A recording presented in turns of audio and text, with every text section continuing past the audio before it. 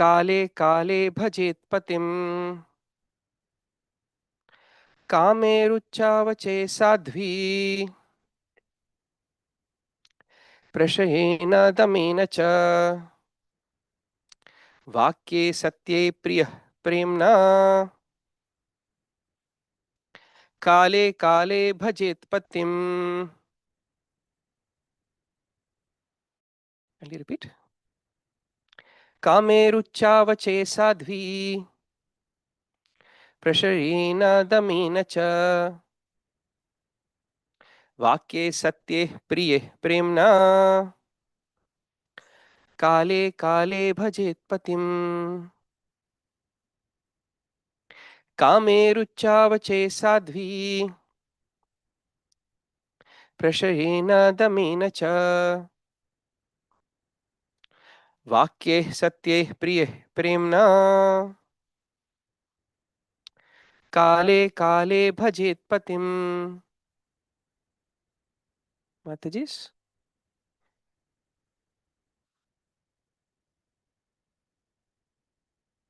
कामेरुच्चावचे साध्वी प्रशयेन दमेन च वाक्ये सत्ये प्रिये प्रेम्णा काले काले भजेत पतिम. All right, we'll see the word to word meaning.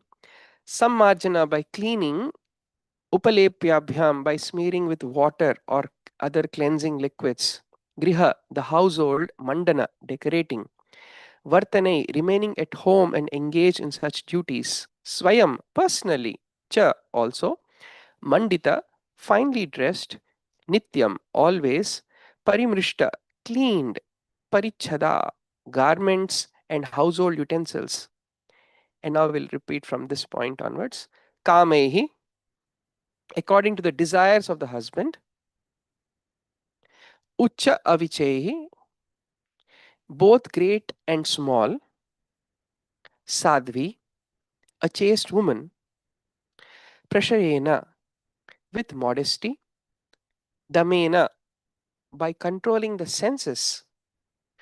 Cha, also. Vakyehi, by speech. Satyehi, truthful. Priyehi, very pleasing. Premna, with love. Kale kale, at appropriate times.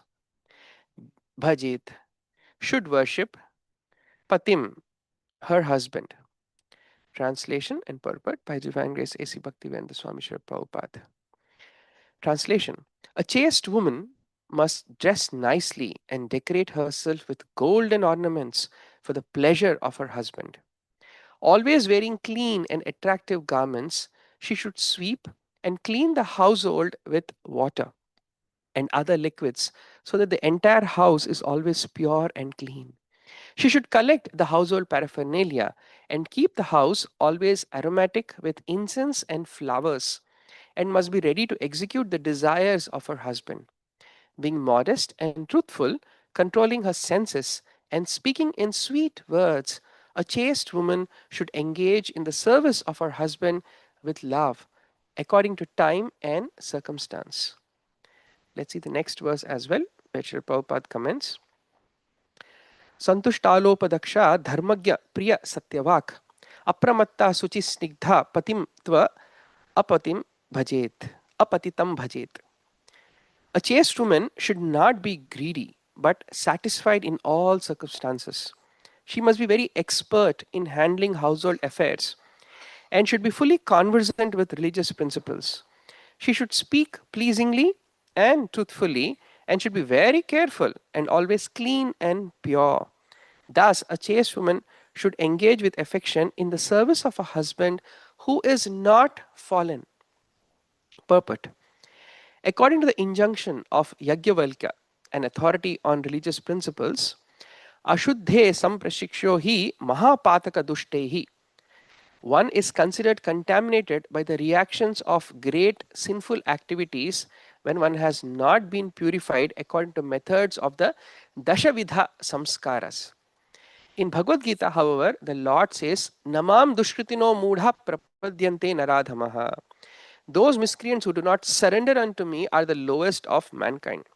The word Naradhama means non devotee. Sri Chaitanya Mahaprabhu also said, Ye bhaje se bada abhakta, hinachara. Anyone who is a devotee is sinless, and who is not a devotee, however, is the most fallen and condemned. It is recommended, therefore, that a chaste wife not associate with a fallen husband. A fallen husband is one who is addicted to the four principles of sinful activity, namely illicit sex, meat eating, gambling, and intoxication. Specifically, if one is not a soul surrendered to the Supreme Personality of Godhead, he is understood to be contaminated. Thus, a chaste woman is advised not to agree to serve such a husband. It is not that a chaste woman should be like a slave while her husband is Naradhama, the lowest of men. Although the duties of a woman are different from those of a man, a chaste woman is not meant to serve a fallen husband. If her husband is fallen, it is recommended that she give up his association. Giving up the association of her husband does not mean, however, that a woman should marry again and thus indulge in prostitution. If a chaste woman unfortunately marries a husband who's fallen, she should live separately from him. Similarly, a husband can separate himself from a woman who is not chaste according to the description of the Shastra. The conclusion is that a husband should be a pure Vaishnava and that a woman should be a chaste wife with all the symptoms described in this regard. Then both of them will be happy and make spiritual progress in Krishna consciousness. ॐ अज्ञानतिमिरान्धस्य ज्ञानाञ्जनाशलाकया चक्षुरुन्मिलितं येन तस्मै श्रीगुरवे नमः नमो विष्णुपादाय कृष्णपृष्ठाय भूतले श्रीमते भक्तिवेदान्त स्वामिन् इति नामिने नमस्ते सारस्वते देवे गौरवाणी प्रचारिणे निर्विशेष शून्यवादी पाश्चात्य देशतारिणे वाञ्छाकल्पतरुर्भ्यश्च कृपा सिन्धुभ्य एव च पतितानां पावनेभ्यो वैष्णवेभ्यो नमो नमः जय श्री कृष्ण चैतन्य प्रभु नित्यानंद श्री अद्वैत गदाधर श्रीवास आदि गौर भक्त वृंद हरे Krishna Krishna Krishna Hare Hare Hare Ram Ram Ram Hare Hare.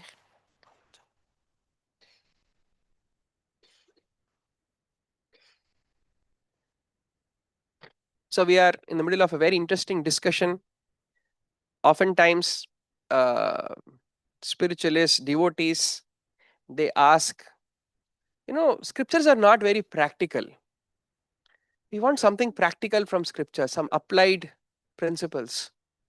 And when they talk about applied principles, we hide away from speaking about them. And this is one of those sections of Bhagavatam where the Varna Dharma, the Ashrama Dharma, the Stri Dharma are being discussed. And in the last few days, we had very nice discussions on the different Varnas. And uh, Narad Muni, right up front, he explains what are the characteristics of an ideal human being, and he lists all those 33 qualities. And this is sometimes many people think that, oh, the different varna dharmas means, oh, there is a brahmana dharma, there's a kshatriya dharma, there's a vaishya dharma, there's a shudra dharma. Actually, it's not like that. There's only one dharma. There's a bhagavad dharma, there's a vaishnava dharma. When you follow that to 90%, you are called a brahmana. When you follow that to 70%, you are a kshatriya. When you follow that, and accordingly it recedes. So first of all, to see this distinction in itself is uh, not a very mature vision of looking at it. So the another very interesting point here is that how these 33 qualities, which eventually every spiritual seeker is trying to develop, is not something outside the scope of life. And this is what brings the Vedic philosophy so relevant. spirituality is not something outside the purview of life. Many times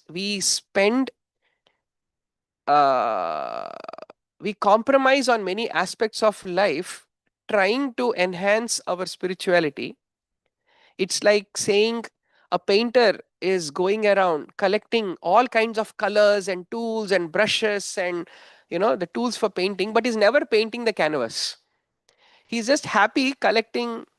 Or to give a more relevant example, maybe with devotees, maybe I can relate with it. We like to collect lot of books, but we never read them. We like to download all the PDFs, right? But we never, because we are trying to prepare, but we never actually eventually read, and forget about, sometimes we may even read them academically, but we never apply them. So spirituality, that's why spirituality is a 24 by 7 occupation. You can't compartmentalize your life saying, okay, this is the 4 to 9 is the spiritual part of my day, and 9 to whatever 6 is again the material part of my life. So that has never been the Vedic dharma. So life itself is the canvas that needs to be painted upon through all these tools of spirituality that we acquire. So these qualities therefore do not come by escaping life, but by going through life with grace. And the method of that graceful living is a system of Varna Dharma and Ashrama Dharma. Right? So this is a way of life very beautifully defined, given a system set up by the Lord. We'll talk about that also a little later. A system set up by the Lord, and also system that has been established by the rishis, by the great acharyas of the past, based on the specific internal wiring that we all carry. So we already discussed the different varna dharmas, and if you see carefully, if you have to summarize the wiring of a brahmana, what is that one key factor that you will say? A brahmana is one interest. So if you see the specific verse also, brahmana dharma is described. The symptoms of a brahmana are control of mind. Everything else follows a control of mind, senses, austerity, pen. But the central theme is brahmana is the one who's wired for controlling of the mind. A kshatriya is the one who's wired for controlling of justice, social justice. A kshatriya is not one who likes to fight, but a kshatriya is the one who likes to prevent pain. Kshatriya, trayate. Kshat means hurt or pain. Trayate means to liberate. One who liberates people from pain. One who establishes justice. Right? If a brahmana will have a sleepless night if he cannot control his senses. A kshatriya will have sleepless night if he has seen some injustice and is not able to act over it. A vaishya is one who's wired to control expertise. Dakshata means expertise. That expertise creates artha, prosperity, wealth, right? But expertise is the focus of a vaishya, right? They are passionate perfectionists, if I may say, right? A Shudra is the one who's wired to control one's personal life. He is Shudra likes status quo in their life. They are peace, shanti, live and let live, jio or jine do. Right? So such people who are wired for their own creating a kind of a status quo in their life and going through the what for some of you may feel monotony, but a Shudra loves monotony. Why? Because no change means status quo, right? And therefore their focus is usually centered. So if you see how the spectrum has been broadening, for Shudra the focus is their own personal life. For a Vaishya is little more expertise in the broader social function.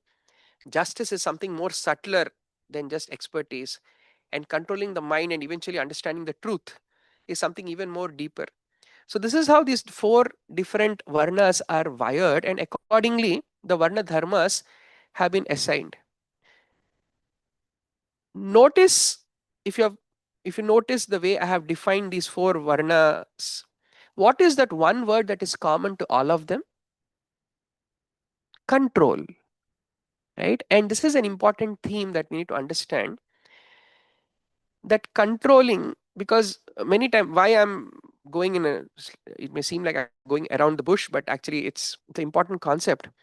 Many times as practicing devotees, we uh, we operate mainly at spiritual level, and those of us who have certain training in modern education, we have the lens of looking at things from a physical level.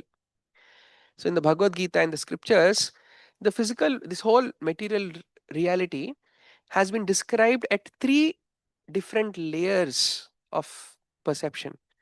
There's the physical layer, there's a spiritual layer, right? There is the Adi Bhautika and there's Adhyatmika layers, but there's a layer in between which is called the Adi Daivika layer. This is the energetic layer, the psychic energetic layer.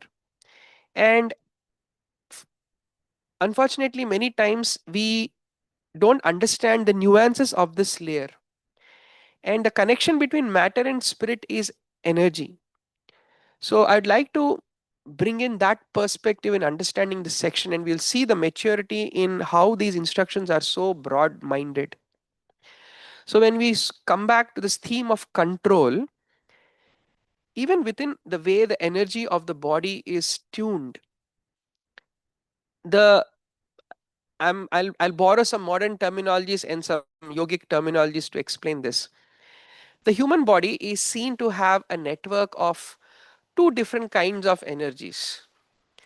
In modern new parlance, we use the word sympathetic nervous system and parasympathetic nervous systems. If you haven't heard these words before, so basically, maybe you might have heard this response system called as the fight or flight, that comes as a part of the sympathetic nervous system. It is that part of us which governs our mobility, our survival, any action, because for any control to be exercised, there has to be an action that has to be performed. So, all these aspects of control that we spoke about are to be executed through the sympathetic nervous system. It is the sympathetic nervous system that prepares your body to deal with any threat that may come, any kind of a competitive situation. The sympathetic nervous system gets activated. When there's an urgency, when there is deadlines, Bhagavad Prabhu is very much acquainted with the concept of deadline. So that is when this adrenaline rush comes in, the cortisol in your body. These are these are there, and understand this is not bad. This helps us to mobilize things in our life. And this is a very catabolic process, meaning it spends a lot of energy in your. And interestingly, the sympathetic nervous system is predominant in male bodies. In men, the sympathetic nervous system is more dominant than in compared to women. So in terms of the energetic makeup of the body, men and women are wired very differently, are tuned let me not use the word wiring because the wiring is there in both, but they are tuned differently.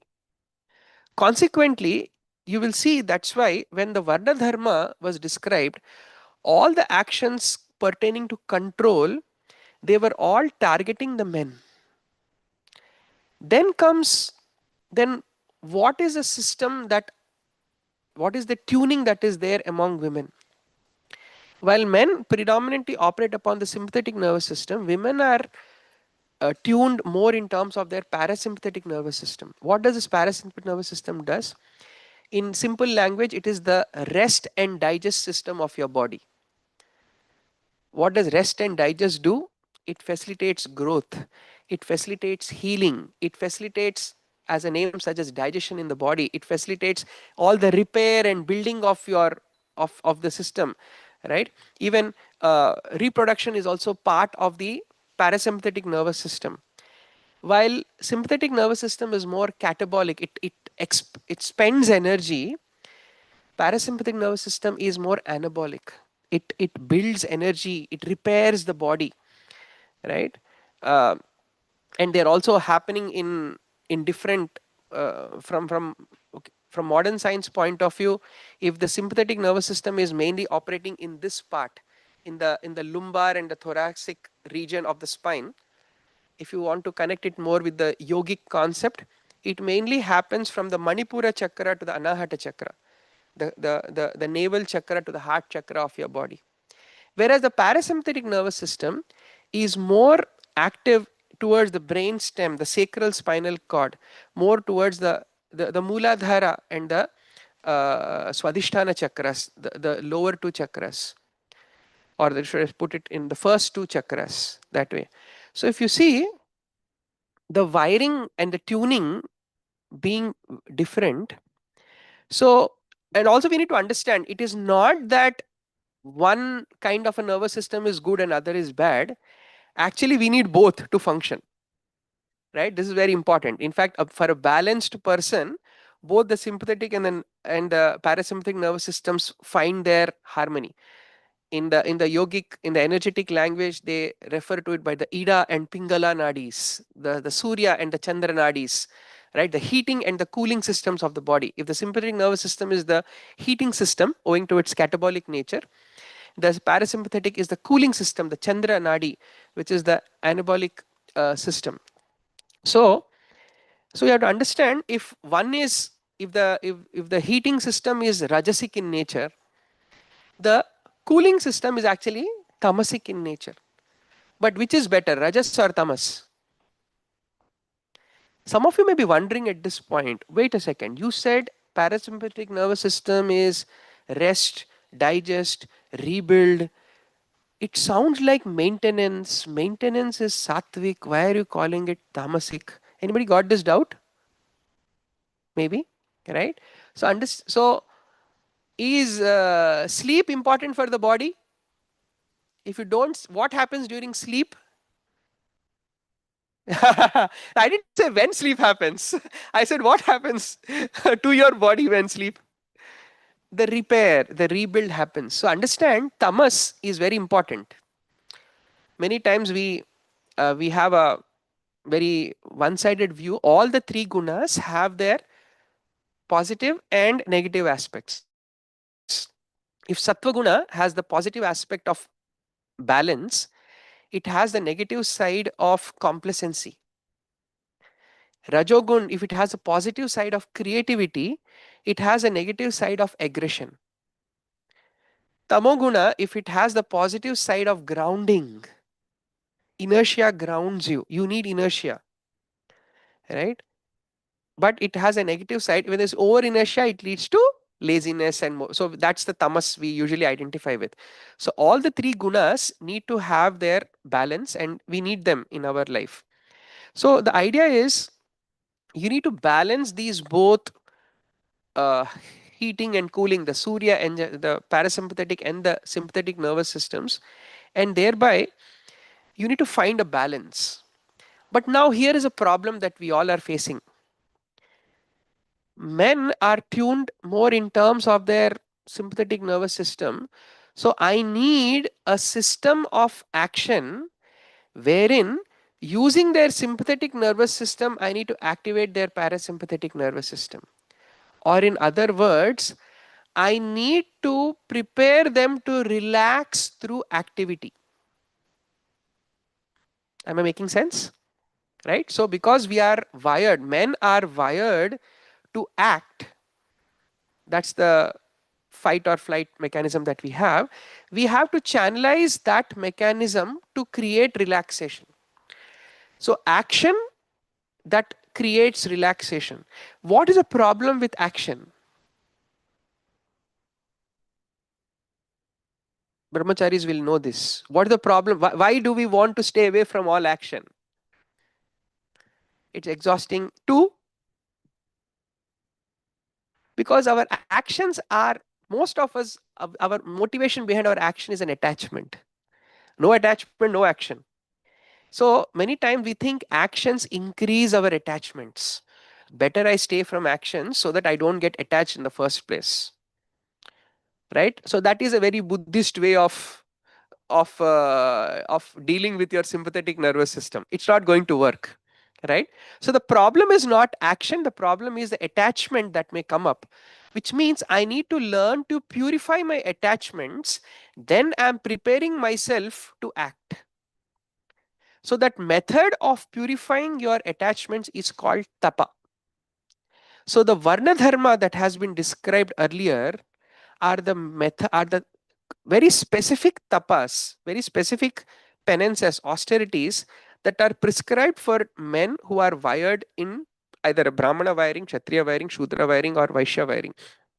So the Varna Dharma, that is why in the Vedic Varnashram system it is described, boys turn to men through tapa, not by education, not by age, not by, that's why you'd have seen like why traditionally even Rajaputras, prince, were also sent to forest. The classical like Daksha sent all the Haryashvas into the forest. Go do tapasya, then you'll be ready to become a progenitor, right? So the whole idea is tapa.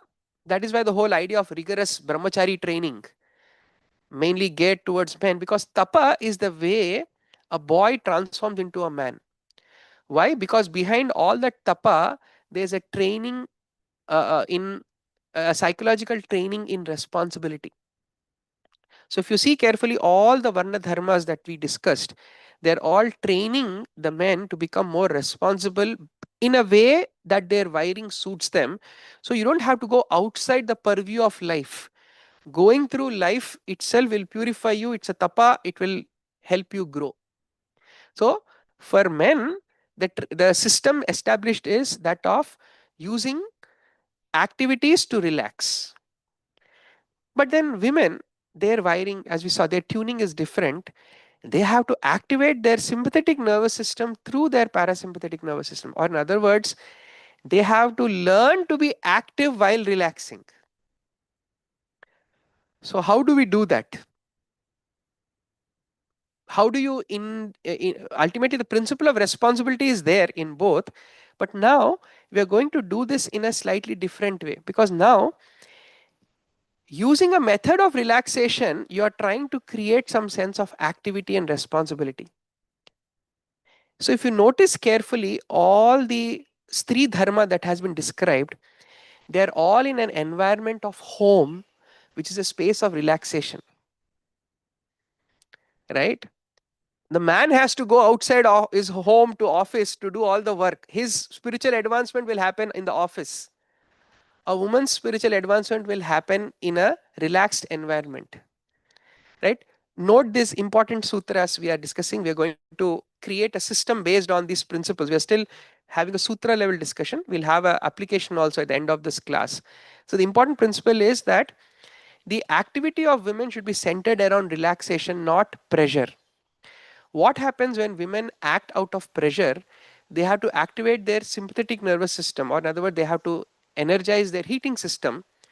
So if women end up acting like men, it affects their physiology. Because understand that we are a very intricate network of energy. The human body is a very intricate network of energy, and when these operations of energy change, you are damaging the system.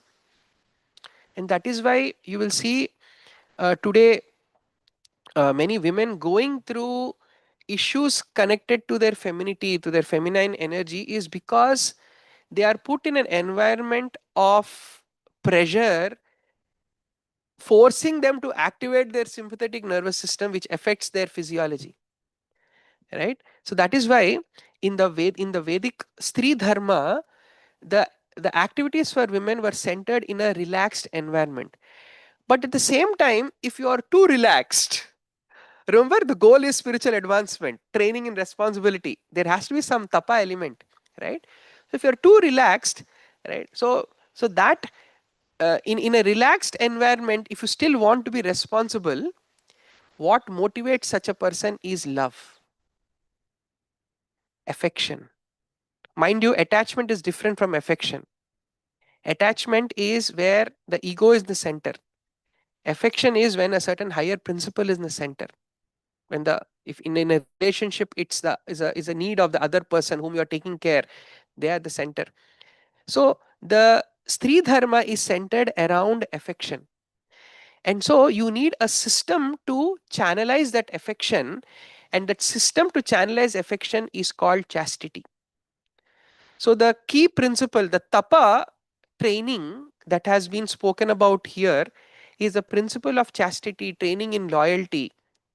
So if you see carefully, the 25th sutta, the first sutta, that verse that, or yesterday's verse that was discussed, to render service to the husband, to be always favorably disposed towards the husband.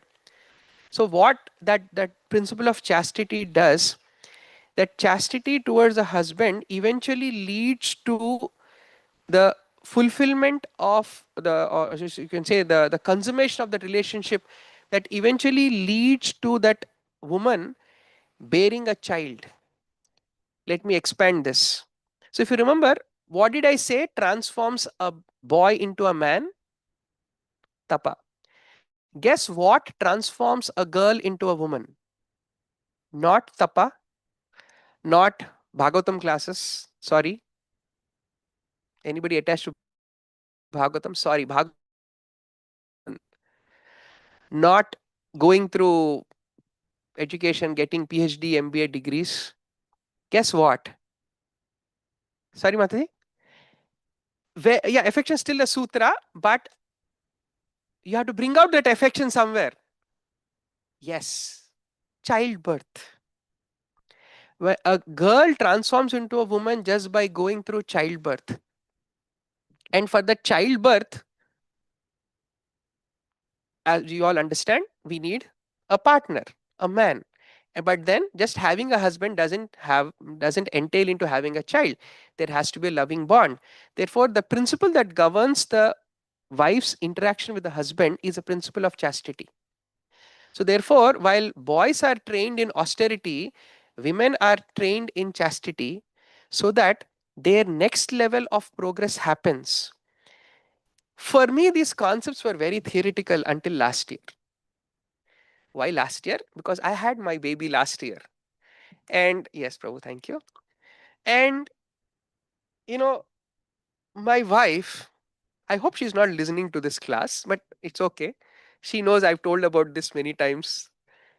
My wife is not the kind of a person who will voluntarily embrace austerities, which is true. That is how woman's nature should be.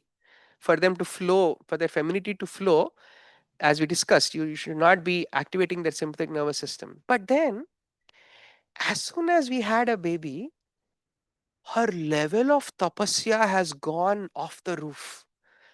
I mean, the way she is sacrificing every aspect of her life, the intense austerity that she's doing, right? Is, I mean, I can't do that. I can clearly admit that. I mean, I have certain times of the day when I can, I have my seva, feeding breakfast, and taking the baby for a morning walk. That's my part of the day, maybe around 2 to 3 hours. But the rest of the day my wife handles it.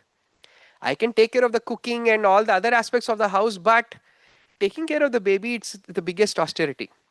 But for her, it has become her second nature.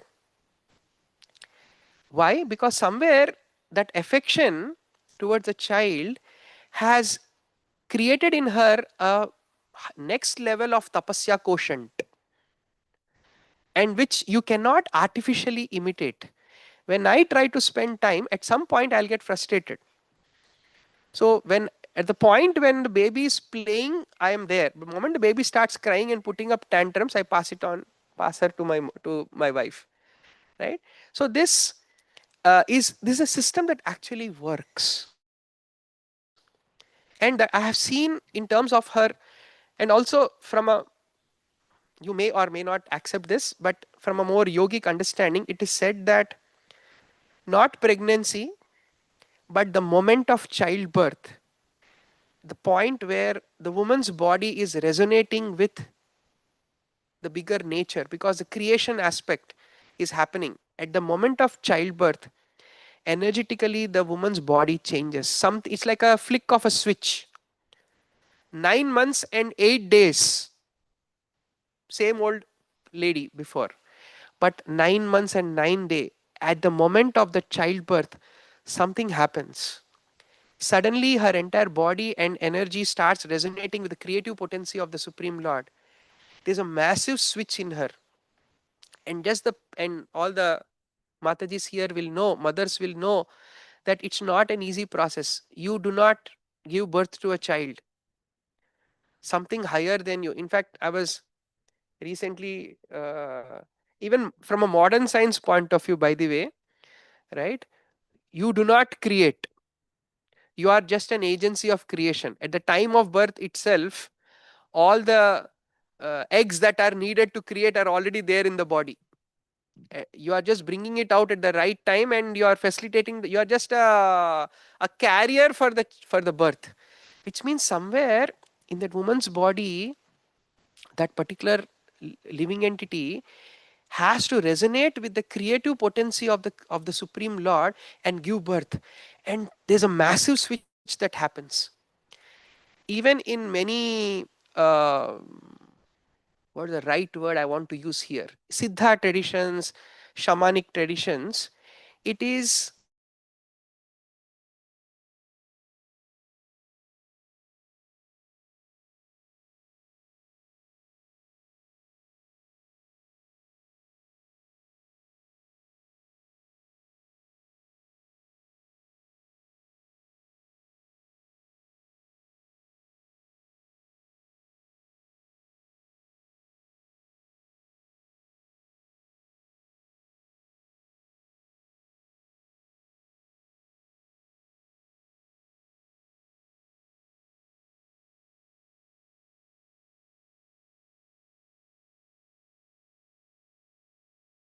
asked that that Mahapurusha Charitani, Anucharitani, Varnashrama Vibhagasa. Explain to me the Charita of the Mahapurushas. Therefore, Prahlad Maharaj, Mahapurusha, was described. And then Varnashrama, explain to me the Varnashrama. Why? Because this is the perfect order created by the Supreme Lord Himself. This is part of the cosmic order. In the Purusha Sukta also we discussed that how Brahmanasya Somukham Asid Bahu Ragya Kritaha. The Brahmanas are the Mukha, the Kshatriyas are the Bahu, the arms, Urutad as the thighs are the Vaishyas, and Padhyam Shudro Ajayata. So when the Varna Dharma is described in the Purusha Sukta, it's not a modern day creation as sometimes modern indulgence may say. No, in the Shruti Shastras itself, the Varna Dharma, the Rig Veda, Purusha Sukta is part of the Rig Veda, right? So in the Rig Vedam itself, the Varna Dharma has been described. Understand how this is a perfect cosmic order that has been created. So even the Stri Dharma is also part of that cosmic order. So when you align the functioning of the human society in line with this cosmic order, then it's a natural path of progression towards the journey of liberation that one will develop. So therefore, when you see this Stri Dharma being centered around the principle of chastity to a husband and loyalty to home, it is not a system of discrimination but rather a system for liberation that one has to understand. Having said that, let's also discuss the Purva Paksha, the opposite side of this, because we need to balance. Because so far the discussion has been more pro tradition. If you saw the Varna Dharma also, which is geared towards the men, how long is a Varna Dharma followed by a man? Only 25 years as a Grihastha. Because as a Brahmachari, same rules. We'll discuss the Ashrama Dharma in the next chapter. If you see, Brahmana, Kshatriya, Vaishya, Shudra designations only for 25 years. But if you carefully see, I'm going to uh, read the same translation that I read with a slight twist. Please observe. To render service to the Guru, to be favorably disposed towards the Guru, to be equally well disposed towards the Guru's God brothers and friends, and to follow the vows given by the Guru. These are the four principles to be followed by a disciple, by a brahmachari disciple. Then A chaste disciple must dress nicely and decorate oneself with clean clothes for the pleasure of the spiritual master. Always wearing clean and nice clothes, the brahmachari should sweep the ashram with water and other liquids so that the ashram is always pure and clean. The brahmachari should collect the paraphernalia needed for the guru's puja, the yagya, the wood, and always keep the ashram premises, the yagyashala, aromatic with incense and flowers, and should be ready to execute the desires of the guru. Being modest and truthful, controlling one's senses, and speaking sweet words, the brahmachari should engage in the service of the guru with love and affection according to time and circumstance. The brahmachari should not be greedy, satisfied in all circumstances. A brahmachari must be very expert in handling the affairs of the ashram and should be conversant with the principles of dharma. The brahmachari should speak pleasingly, truthfully, should always be very clean and pure. Thus, a sincere brahmachari should always engage in affection with the service of the guru who is not fallen. Anything not palatable here? So, if you see, the brahmachari dharma and the stri dharma are very similar. You know why? Because both are meant to operate in their parasympathetic nervous system. The childhood phase, brahmachari life in the childhood phase, is a time when you are building, rest, you are only training, building. It's not the time to take responsibilities. Of course, the questions may come in terms of the modern day system that we have. We'll talk about that also if time permits, right? So the varna dharma that has been described earlier is also just meant for that one phase of a man's life. Eventually the man also has to come back to enhancing their parasympathetic nervous system. So the system of hierarchy and subordination is there at every stage of one's life. It may seem like, so the children are subordinate to parents, or should say children are subordinate to the mother is subordinate to the father is subordinate to the elders in the elders in the family are subordinate to the kula guru is subordinate to the acharya is ultimately subordinate to the supreme lord. So the system of subordination, a system of hierarchy, is there at every level. So this system of hierarchy ultimately culminates in the supreme lord and the rhythm, the cosmic order that supreme lord has established. So one has to understand that the Vedic system is not as because unfortunately today we have a precedence where hierarchy leads to exploitation.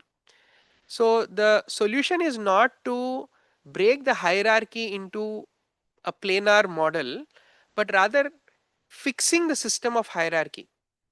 And what sustains a system of hierarchy is respect coming from bottom up and care coming from top down. When care is lost, respect will be gone. And when respect is not there, just think about a practical way. You're all counseling different students, right? If the student is not showing care towards respect towards you, you'll not feel like showing affection and care and going out of your way to help anyone. It's very natural human psychology, nothing spiritual here, just pure psychology here, right? So this system to be sustained, therefore the solution is not creating newer systems by breaking down older systems of hierarchy, but rather repairing the older systems by making people understand the need for respect and care. That's when these principles can be further progressed. So now let us very okay, I just see we have only 6 minutes time. Okay, so the principles that are described here, the specific activities, if you see carefully, um, basically the theme is, I think yesterday Hemru Prabhu also talking about this, how a supportive role, in how things work like a team, and there's a supportive role. And so the all the stri dharma that are described are in such a way that the man's varna dharma can be very nicely supported, right? So the and even the whole Vedic institution of marriage is centered around balancing this. A man gets he balances or activates his parasympathetic nervous system by the support of the wife, and the wife activates or balances her sympathetic nervous system by the support of the man. So this support, that's how they are, the opposites, seemingly opposites, are paired together. So therefore, this system has to be understood properly. When this science is not understood, it will very easily degrade into a system of exploitation. And that is what we see today. Because the reason, not just outside world, but even within our own institution, you will see the this principle, this concepts have been very badly applied and exploited. So the solution is not in breaking the systems, as I mentioned, right? Because once you break the systems, what happens? Like for example, if children are exploited by grown-ups, two solutions. Option A: empower the children by giving them guns so that they can defend themselves. Option B: put the grown-ups to task, discipline the grown-ups so that they learn to deal with children properly. Which option will you choose? Right? I hope you'll all say B. Right? So understand that the so when the system gets corrupted, we have to, it's not about, because sometimes we may get influenced by uh, because the concept of the hierarchical system of care and respect, the modern society does not have a precedence for that. Because moment there is absolute power, we think of all the great dictators of the past, not great but famous dictators of the past, the infamous dictators of the past, right? That's the word. But when we think of a system of absolute power, we have precedents of Yudhishthir Maharaj, Parikshit Maharaj, Lord Ram, Ramarajya, right? So it's easy, this mindset becomes very easy. And sometimes many of us, whether you are from any whichever part of the world you are in, many times we come to spirituality not because we are seekers of truth. Atato Brahma Jigyasa. I'm sure hardly anybody here is of that, with, right?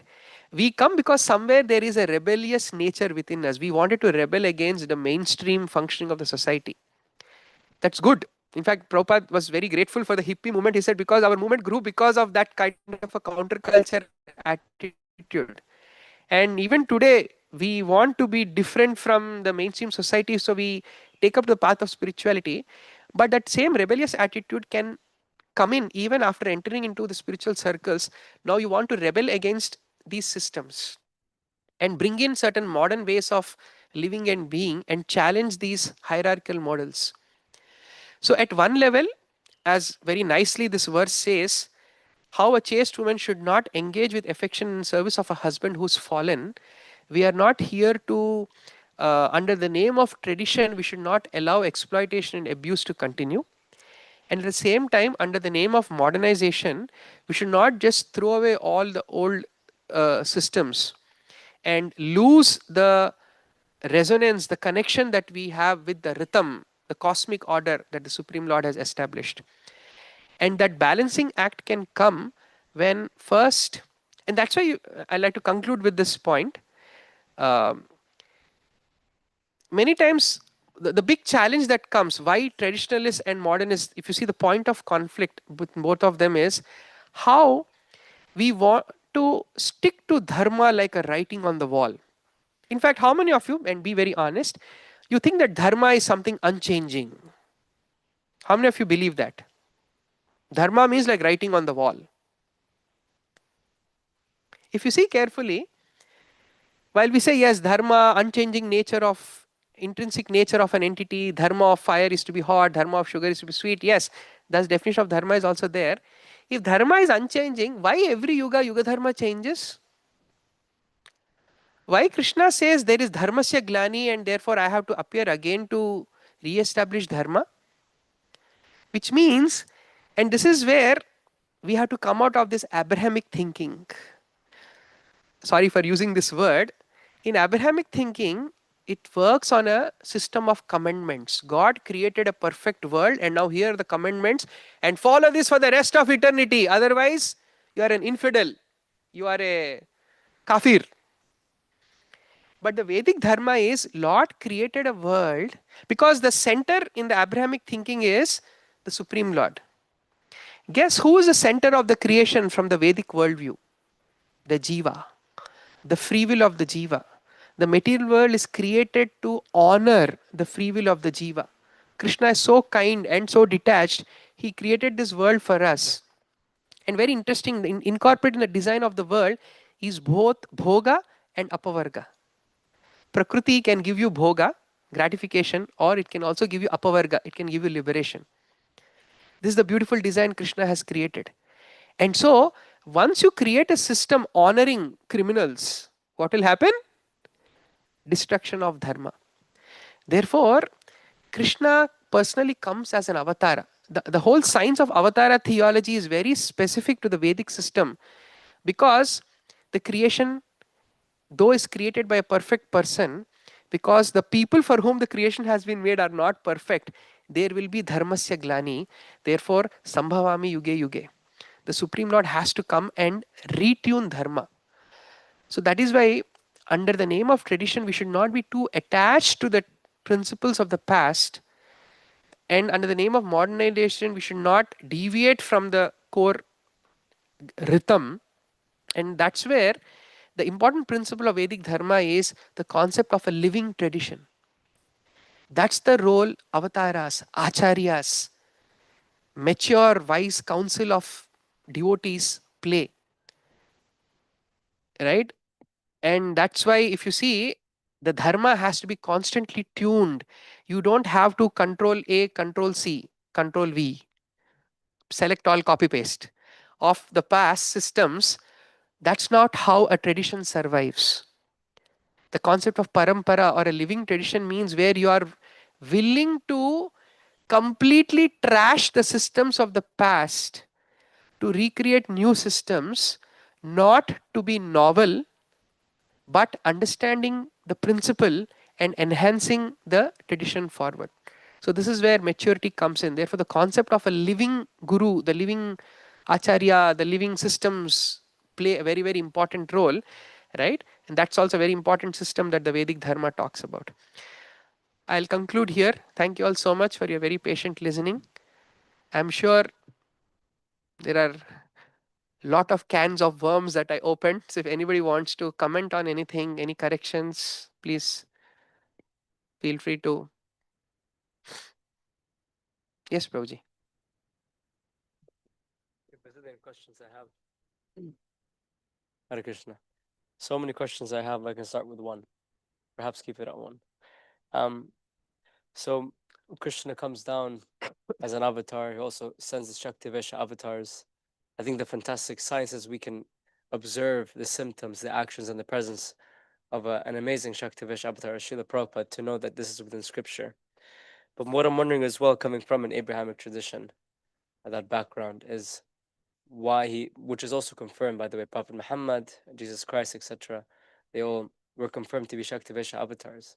But why is it that they were sent to make these 10 commandments so called eternal and apply it to mankind? And why is it not, you know, that they made something that was more retuned to the Dharma of this current time?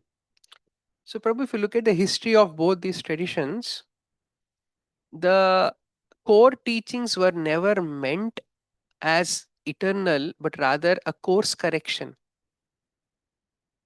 At the time when uh, Prophet Muhammad was, if you look at the situation in, so by the way, even Bhaktisiddhanta Saraswati acknowledges Prophet Muhammad as a Shaktavesh Avatara. So anybody having any issues with that, please deal with Bhaktisiddhanta directly. He's right there behind you, right? So, so even though they were all, it was a religious movement, it was a political movement, and still we acknowledge all that, but still he's seen as a Shaktavesh Avatara by our acharyas. So it was meant as a course correction because somewhere the the polytheistic understanding where that one supreme lord, the significance of the one supreme lord has been diminished. So if you see, even the Vedic philosophies, when Jaimini proposed his karma mimamsa and 33 crore devi devatas were being worshipped, Vedanta had to step in and say, Shankara had to fight with Mandan Mishra and all these philosopher, Karma Mamsa philosophers, and establish that Eko Narayana Asti, there is only one Supreme Narayan. So he had to establish it. So that was a Dharmasya Glani happening. But then we know Shankara's teachings were not ultimate. So that flexibility was there within the Vedic Dharma, but in these Abrahamic traditions, that flexibility was not there. So that's why you are seeing today this kind of a hardwired systems that they have. This would be my understanding. Anybody else wants to present? All right. Yeah, Mataji there has a question. Can you pass on the mic, please?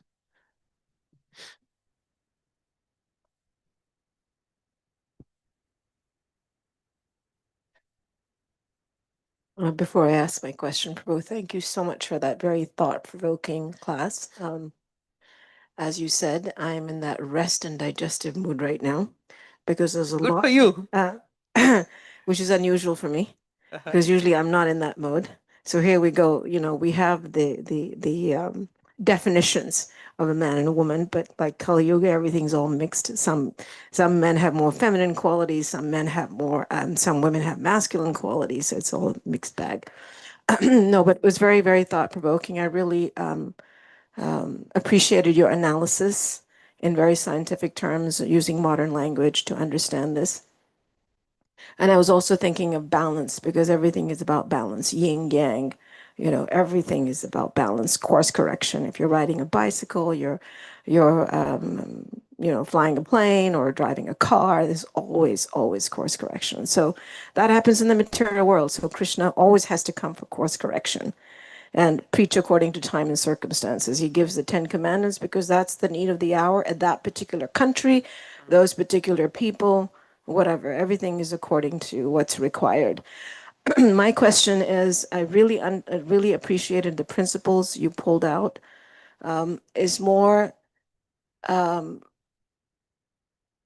more concerned about how the solution to the problems that we have existing, understanding the problem and analyzing and saying, well, this is a solution. My question is both solution and application. Obviously, for brahmacharis, you have brahmachari training. My son went to the Gurukul for 10 years in Mayapur, and I can testify to the fact of how boys become men by austerity. I can testify to that. They learn responsibility. He went in when he was 12. And I totally agree, the service, because it's that stage of life where you don't have responsibility and you are serving and you learn so many things. Not everyone has that opportunity, and not everyone joins a Gurukul or, gets brahmachari training at like 5 or 10 or 12 or whatever. But still, men have options. What would you say would be the solution? Because this is the lack of understanding and even appreciation of our ashram, the scientific understanding of this is what is causing problems both within our movement and in the society. What would you say would the solution would be, how to implement what you are saying? I understand knowledge is first thing. If we don't know, first you have to know the problem, then you have to know what the knowledge is, what the solution is, and then the application. If you could speak a little bit more on the application, let's just begin with our own movement. How would you apply this so that the family life, which is the core, which supports all the three other ashrams, how would that training be imparted to men and women? Maybe it's great if you've had brahmachari training and then you become a grahasar because you have a solid foundation. For the women, I don't know because you go to school, you go to college, you have a career. You can't fall back on your parents because they themselves have grown up in that kind of system, and the older generation is dying. I mean, that's why tradition gets lost. Krishna himself says that. So what would the solution be for this so we can have happier, more balanced families in Krishna consciousness, which itself would be a great preaching and a good example? Thank you. Sorry for my verbose Hare Krishna. soliloquy. I wish I had perfect answers for your questions, but if I did, I wouldn't be sitting here. I would be somewhere in. But I can share some thoughts, Mataji, because this is a area that I put a lot of thought behind, because I deal with students. As part of the yoga school, I deal with students from different walks of life, and they are usually at this juncture in their life trying to figure out what next, right? So the as you said, this knowledge is a very important aspect. First of all, clearing the cloud around how this is not a system of oppression, but rather a facility for liberation. This understanding has to be first driven home very clearly. Second, the change should always come from the top, even because respect is not something you cannot designate. Okay, from tomorrow, okay, you all should respect me, right? The change, respect has to be drawn out. And somewhere at the top level, the system of care has to start. So now, when I say top, I'm not shifting the whole responsibility to higher management or anything like that. In our own personal lives, we always are dealing with three sets of people: superiors, peers, and juniors. Start at our own level, the juniors that you're dealing with, be ready to extend yourself for them. Create that system of care in your own level. We need to bring in that culture of respect. Respect cannot be institutionalized, right? I remember many years ago, I was attending a conference where the bar council head of the state of Maharashtra was there. He was very appreciative of the work we were doing, a spiritual organization. He said that, look, today everybody think the court has to deal with all the problems. But the court may pass a law, a legislation, but the legislation implementation, can you imagine how much police task force we need to apply, implement that law? Right? This is a very modern concept. If you see, I think other day somebody was sharing statistics that the per capita police stations and cops in India is the lowest compared to countries like UK or USA. But still life is going on, right? Because somewhere culture plays a very, very important role. Some things which cannot be legislated has to be brought in through culture. And that cultural change begins at our level. So if we can bring in that culture of care, we will inspire a culture of respect. The problem that with too much of institutionalization is, again, this is also a side point, that whenever spirituality is a very personal and individual practice, it cannot be institutionalized, it cannot be systematized. But if you want wide propagation, you need systems and institutions. But when you create a system, including the Vedic Dharma that we are discussing here, it will always be a pattern of a bell curve.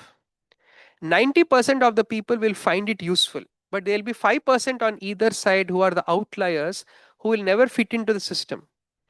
And therefore, the lenience for these outliers to be part of the system and be embraced by the system despite being different from the system, that maturity has to be brought in. Meaning, like I see here, we have very mature leadership here, and I've seen that in my initial years in the ashram here, I used to wonder why this brahmachari is not given any services. This fellow is just sitting here all day, and there are other brahmacharis who are like toiling in JCBs and construction, and remember our good old days, right? So, but then over the years, I realized that, that one size fits all is a very modern thinking. So you need custom make shoes for different people, understanding the individual psychology and physiology, and accordingly kit. And so when somebody doesn't fit into, majority of the shoes may be big, but there may be one small shoe, that person wearing the small shoe should not feel like an outsider. And that's where collectively as a movement we need to mature. And unfortunately, there is no shortcut for maturity. You cannot overnight make a Kanishta society into a Madhyama society, right? So the second aspect that we need to work on is working on our collective spiritual progress. So our dedication to sadhana, the proper systematic understanding of scriptures has to also be play an important role, because you cannot create perfect systems with imperfect people. We think systems are going to solve everything. That is not the Vedic approach. The Vedic approach has always been bottom up, not through establish a law.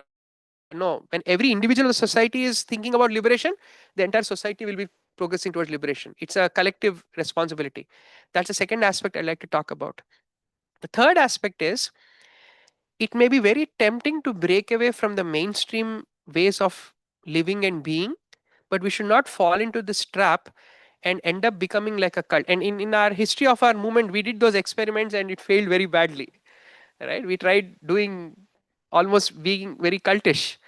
So while going through, because your question is specifically targeting women, while they are put through mainstream education, right? And I value this because I have seen what struggles of a single woman are. My dad passed away at a very young age. If my mom was not educated, she couldn't have raised us.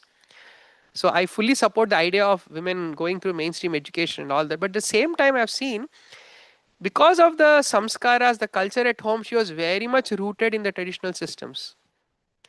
And it is very sad that there is a demand out of women to fit into this kind of roles, but you are not providing the support structure for them to flow in these roles. I'm using the word flow because that's how femininity flows.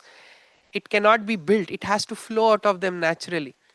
So for that feminine energy to flow out of them, there has to be a responsibility by from the men to create a system wherein they are nourished and they are pampered and taken care of in a certain way.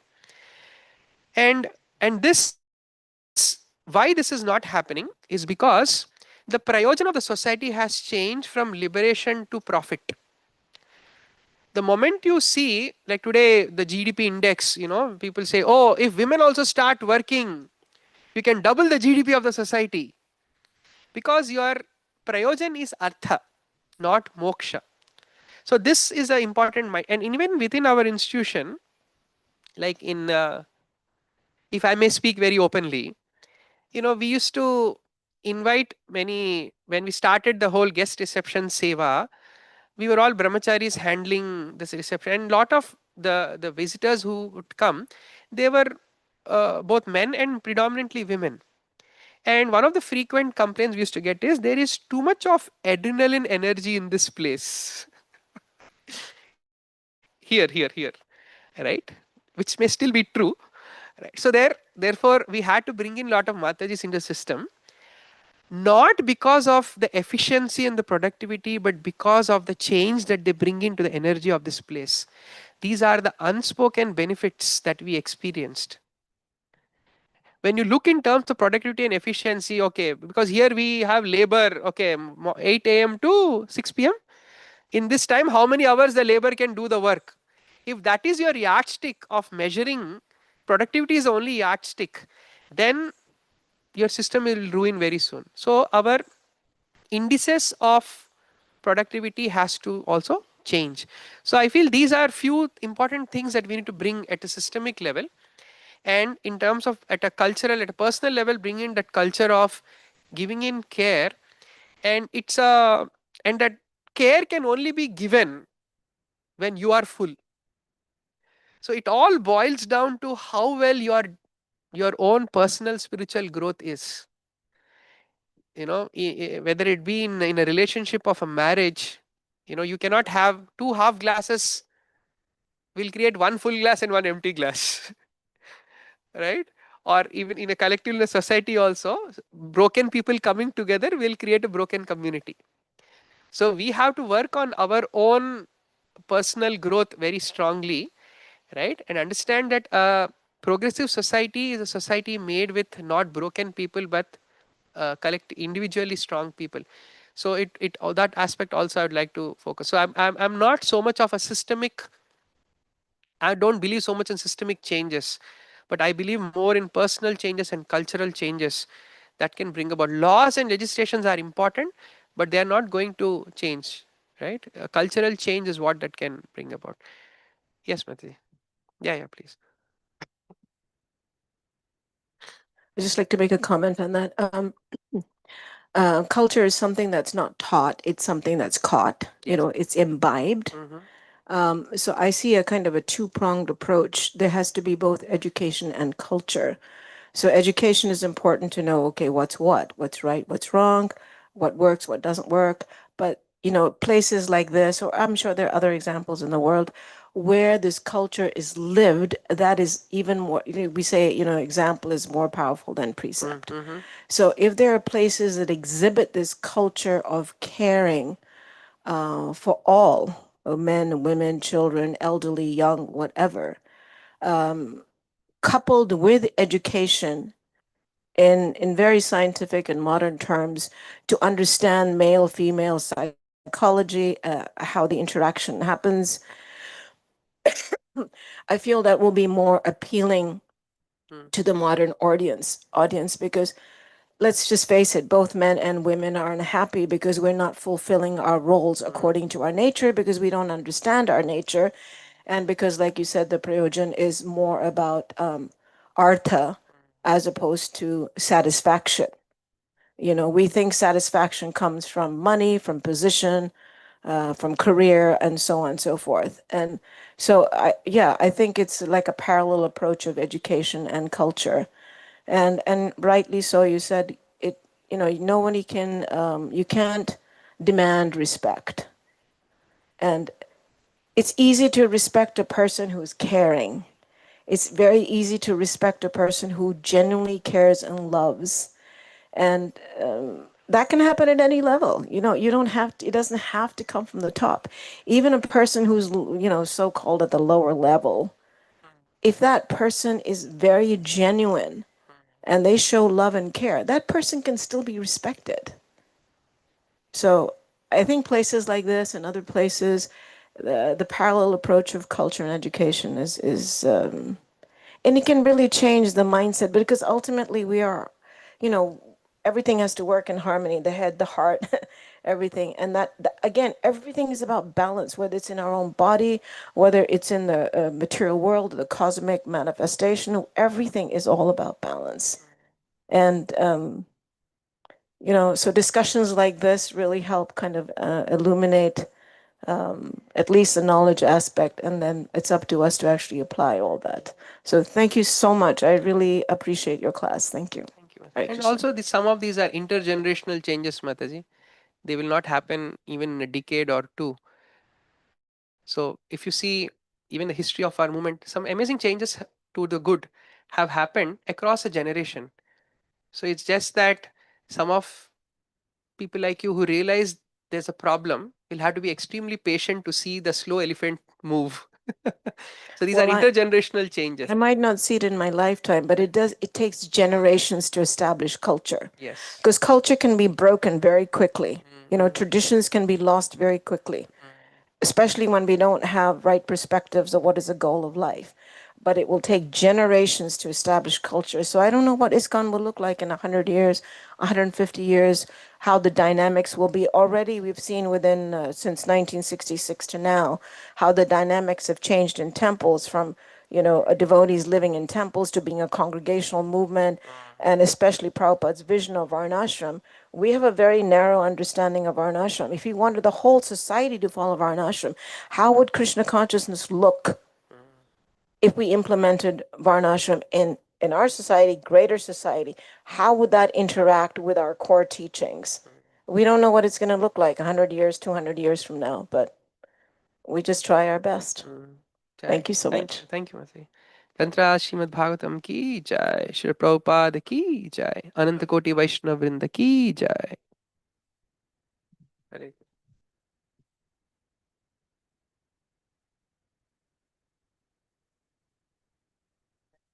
Where are you coming from, Prabhu?